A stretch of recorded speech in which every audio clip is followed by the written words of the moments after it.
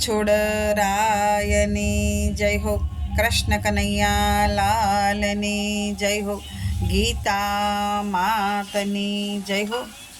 અધ્યાય 17મો, શ્રદ્ધાત્રય વિભાગ યોગ. 17મા અધ્યાયનો સારાંશ. મનુષ્યમાં સાત્વિકી, રાજસી અને તામસી આ પ્રમાણે 3 પ્રકારની શ્રદ્ધા રહેલી છે. જેવું મનુષ્યનું અંતઃકરણ શુદ્ધ એવી મનુષ્યની શ્રદ્ધા હોય છે. સાત્વિક મનુષ્યો ઇન્દ્ર આદિ દેવોનું, રાજસી મનુષ્યો રાક્ષસોનું અને તામસી મનુષ્ય ભૂત પ્રેતાદિનું પૂજન કરે છે.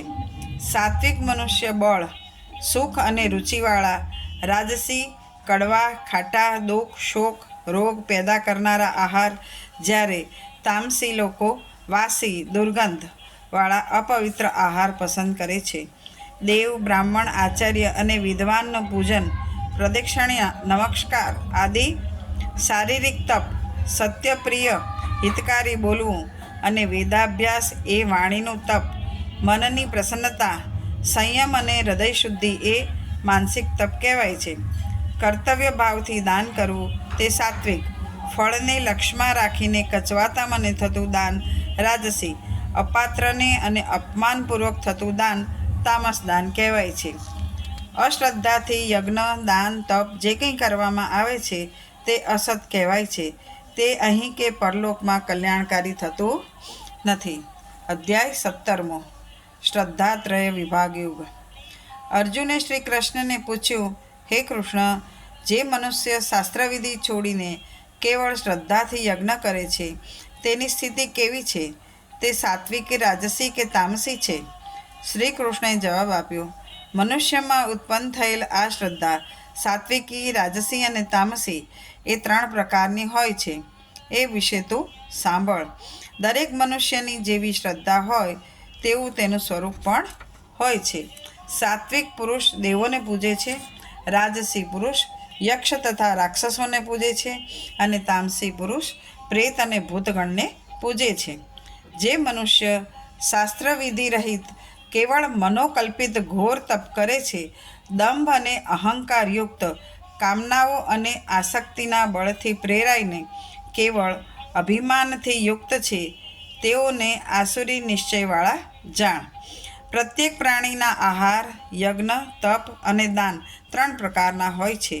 આયુ, સત્વબળ, આરોગ્ય, સુખ, પ્રીતિ, વૃદ્ધિ કરનાર, રસવાળા, સ્નિગ્ધ, સ્થિર હૃદયને આનંદદાયક આહાર સાત્વિક મનુષ્યને પ્રિય હોય છે.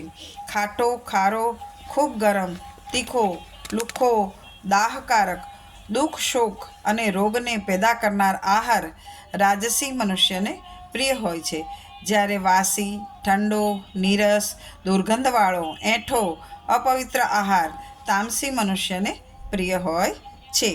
ફળની ઈચ્છા ત્યાગી, પોતાનું કર્તવ્ય સમજી શાંતચિત્તથી વિધિપૂર્વક કરેલા યજ્ઞ સાત્વિક છે. ફળની ઈચ્છાથી કે દંભથી કરેલા યજ્ઞ રાજસી છે. જ્યારે વિધિ વગરનો, અન્ન વગરનો, મંત્ર વગરનો, દાન દક્ષિણા વિનાનો, શ્રદ્ધા વગરનો યજ્ઞ તામસી છે.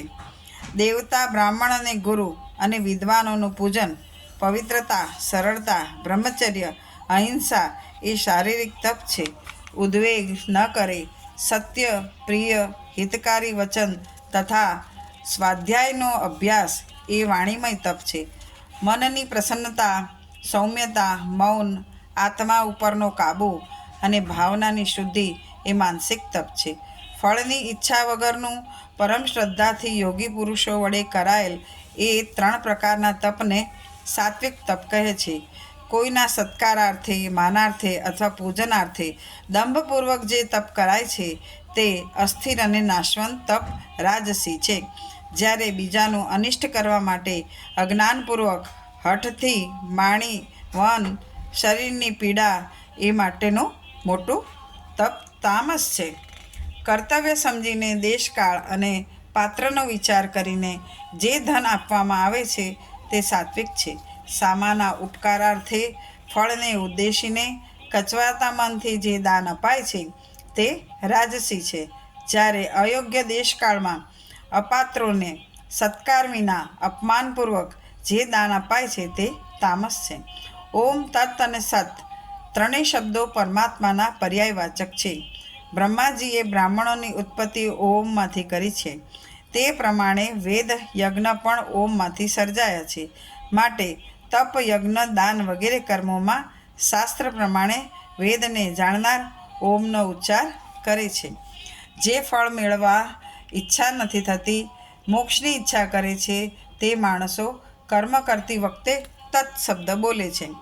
સારી ક્રિયાઓ, સારી ઉત્તમ ભાવનાઓ અને ઉત્તમ વિચારોમાં સત શબ્દ વપરાય છે. યજ્ઞ, તપ, દાન વગેરે કરતી વખતે જે સ્થિતિ દેખાય છે તેનું વર્ણન સત શબ્દથી થાય છે. તેને નિમિત્ત રાખીને જે કાર્ય કરીએ તે પણ સત કહેવાય છે. હે અર્જુન, મનુષ્ય યજ્ઞ, દાન, તપ કરે પણ શ્રદ્ધા ન હોય તો બધું જ અસત ગણાય. અને આવી રીતે કરેલ અસત કર્મો આ લોકમાં તો ફળ આપતા નથી, પણ તેનું ફળ પરલોકમાં પણ મળતું નથી. ઇતિ શ્રીમદ્ ભગવદ્ ગીતામાં શ્રી કૃષ્ણ અર્જુન વચ્ચે થયેલા સંવાદમાં શ્રદ્ધાત્રય વિભાગ યોગ નામનો 17મો અધ્યાય. શ્રી કૃષ્ણાર્પણમસ્તુ. શ્રી શિવાર્પણમસ્તુ. શ્રી બ્રહ્માર્પણમસ્તુ. 17મા અધ્યાયનું મહાત્મ્ય ફળ. ભગવાન શંકરે પાર્વતીજીને અને ભગવાન વિષ્ણુએ લક્ષ્મીજીને ગીતાજીના 17મા અધ્યાયના મહાત્મ્ય ફળ વિશે તેઓએ પૃચ્છા કરતા નીચે મુજબની કથા કહી સંભળાવી. ખડકબાહુને એક પુત્ર હતો. તેનું નામ દુશાસન હતું.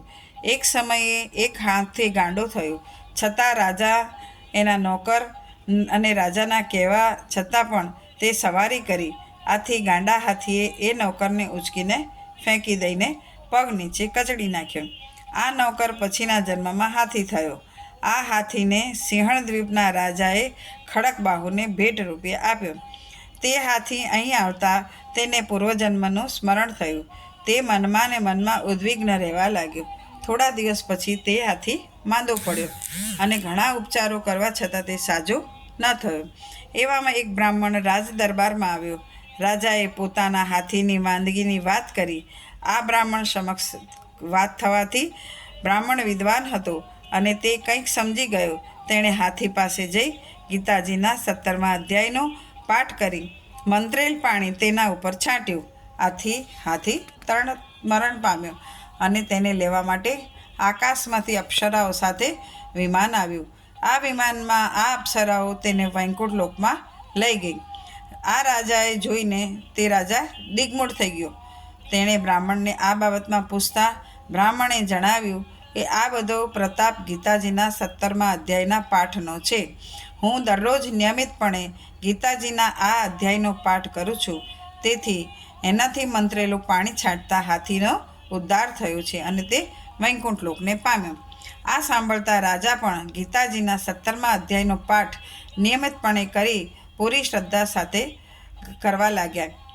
સમય વીતતા તેનું મૃત્યુ થતાં રાજા પણ વૈકુંઠ લોકને પામ્યો. રણછોડરાયની જય હો. કૃષ્ણ કનૈયા લાલની જય હો.